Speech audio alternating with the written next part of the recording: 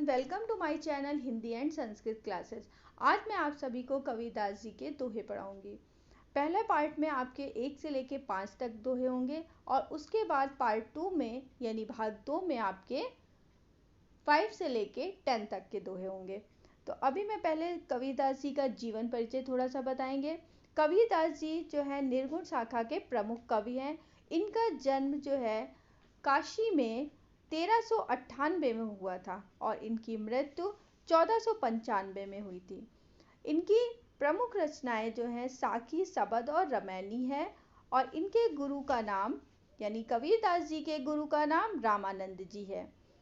इनकी भाषा जो है पंचमेल खिचड़ी कही जाती है यानी सदुकंडी पंचमेल खिचड़ी है, क्योंकि इन्होंने अरबी, फारसी, अवधी और ब्रज भाषाओं को पंजाबी, राजस्थानी इत्यादि भाषाओं का मिश्रण इनके काव्य में मिलता है। तो पहला दोहा है हमारा, पीछे लागा जाय था लोक वेद के साथ, आगे थे सतगुरु मिल्या दीपक दिया हाथ। तो यहाँ पर पहले दोहे में गुरु की कृपा का वर्णन किया गया है। कबीरदास जी क्या कहते हैं कि संसार की परंपराओं में यानी पीछे लागा जाय था लोक वेद के साथ। लोक वेद मतलब लोक परंपराओं में बंधा हुआ। थे मतलब से, सतगुरु मतलब सच्चा गुरु, दीपक मतलब ज्ञान। यानी मैं लोक संसार में यानी संसार की परंपराओं में बंधा माया मोह में भटकता चला जा रहा था और मार्ग में अचानक से मुझे गुरु के दर्शन हुए। उन्होंने मुझे आगे थे सतगुरु मिला यानी आगे जाते हुए मुझे एक सच्चे गुरु की प्राप्ति हुई, जिन्होंने मेरे हाथ में दीपक दिया हाथ और हाथ में ज्ञान रूपी दीपक प्रदान किया। ज्ञान रूपी दीपक प्रदान करने का मतलब है कि उन्होंने मुझे एक अच्छा और सच्चा ज्ञान दिया, जिसकी वजह से हम इस माया मोह के नश्वर संसार में जो भटक रहे थे उसे छोड़कर प्रभु की भक्ति में तत्पर हो गए।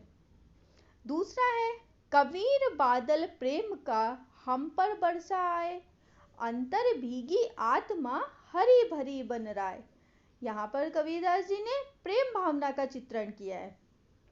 क्या कहा है? कबीरदास जी कहते हैं कि कबीर बादल प्रेम का हम पर बरसा आए। बरसा मतलब बारिश होना, बरसना, आय मतलब आकर, अंतर मतलब मन और हरि मतलब परमात्मा, भय मतलब जैसी, बन राय मतलब बन जाए। तो दूसरे में बताया गया है, कबीरदास जी कहते हैं कि गुरु की कृपा से हम पर यानी हमारे ऊपर प्रेम रूपी बादल बरसना शुरू हो गया, अर्थात गुरु के दिए ज्ञान से ही हृदय में प्रेम का भाव अर्थात ज्ञान उत्पन्न हो गया।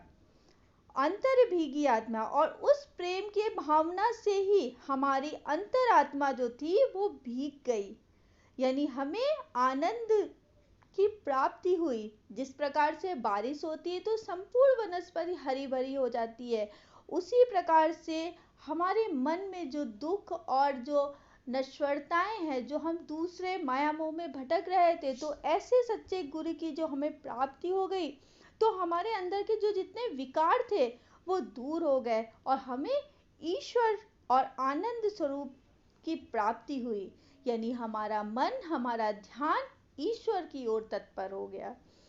तीसरा है, बासुर सुख ना रैण सुख, ना सुख सुपने माही, कबीर बिछुड़िया राम सु, ना सुख धूप न छा। यहाँ पर कबीरदास जी ने राम नाम सिमरन से ही सुख की प्राप्ति बताई है। कबीरदास जी कहते हैं कि राम अर्थात परमात्मा, परमात्मा से बिछड़ी हुई जो जीवात्मा है यानी हमारी जो आत्मा है वो परमात्मा से बिछड़ी है, तो उससे दूर रहने पे उसे कैसे क्या क्या पीड़ाएं हो रही है, कैसे वो बेचैन हो रही है, इसका वर्णन किया है कि बांसुर सुख ना रैण सुख, ना सुख सुपैन में।